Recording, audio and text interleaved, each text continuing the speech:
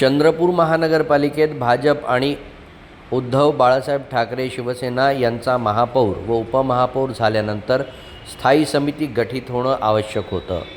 मात्र ती सुमारे महिनाभरानंतर विशेष सभेत गठीत झाली. या सभेत काँग्रेस गटनेते राजेश अड्डूर यांनी महापौरांना बंद लिफाफ्यात नावं दिली. ही 7ही नावं केवळ वडेट्टीवार गटाचीच होती. मात्र खासदार धानोरकर गटाच्या एकाही नगरसेवकाचा यात समावेश नव्हता. यावरून विशेष सभेत काँग्रेसच्या नाराज नगरसेवकांनी आपल्याच गटनेत्याचा निषेध करत सभात्याग केला.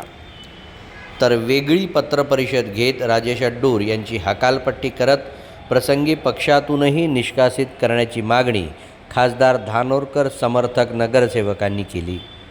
या संदर्भात रितसर तक्रार झाल्यानंतर आता काँग्रेस प्रदेशाध्यक्ष हर्षवर्धन सपकाळ यांनी राजेश अड्डूर यांना कारणे दाखवा नोटीस जारी केली आहे.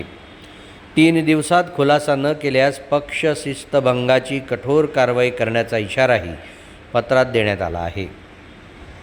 याआधीच काँग्रेसच्या 2 गटांमध्ये मोठा संघर्ष पेटल्यानं चंद्रपूर मनपा काँग्रेसच्या हातून गेली आहे.